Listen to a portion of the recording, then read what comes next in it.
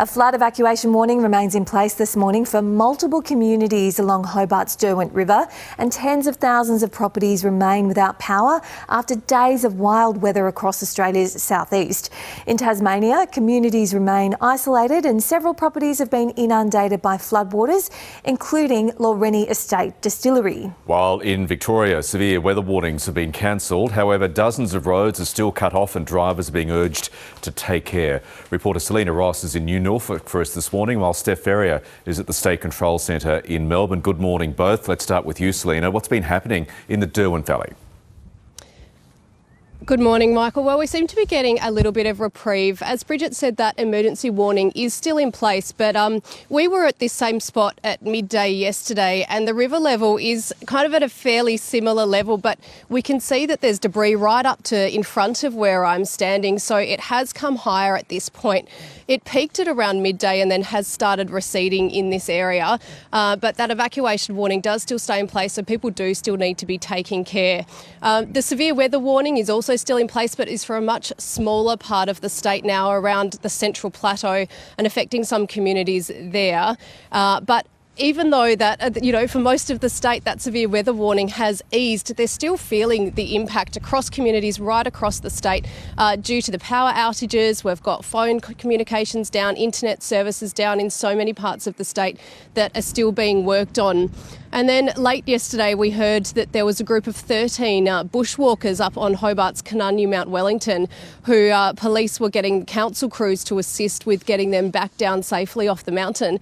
And then the police report this morning said that as they were bringing that group of people down, they actually found another 5 walkers who were up there in similar circumstances with only minimal food and water, no provisions or supplies to stay on the mountain overnight. So they've managed to rescue them in the same time as well. So a successful outcome there, but police are really frustrated that people have been going out when there have been so many warnings, repeated warnings for days for bushwalkers, for weather alerts for bushwalkers. So, yeah, I think the frustration levels are pretty high at this point when there's been days and days of it and still things like that are happening. Yeah, I can understand their frustration indeed. Now over to you, Steph. Things seem to be calming down in Melbourne. Well, thankfully, Michael, after that very sleepless Sunday night, it has been a much quieter night. However, the clean-up job is still continuing apace. You can see the mess behind me here at a cafe in Armidale in Melbourne southeast. This is after those wild winds came through, tearing down trees as well as power lines with more than 100 km/h gusts. And what we know from the SES is that there are still some 409 active jobs. That's of more than 4,700 calls for assistance since 7 p.m. on Sunday night. That includes more than 3,500 for trees down and some 1,300 for building damage. So places like this that are going to take quite some time. Apart from that, there's an estimated 55,000 people, customers that remain without power because of those downed power lines. We know, for example, in the Mornington Peninsula as well, they've set up 3 relief centres there just to try to help people who might not have any power, simply to charge their phones and things like that.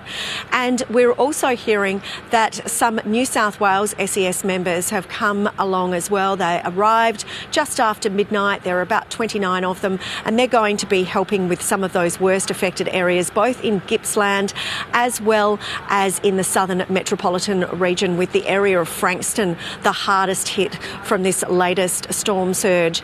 And we know that at the moment we've seen the coastal hazard warnings just being cancelled by the Bureau of Meteorology after they were recording 8-metre swells. However, there is still a gale wind warning for parts of the East Gippsland coast, and the SES says that they are now in clean-up mode, looking ahead to the next system that is likely to hit the state from Wednesday.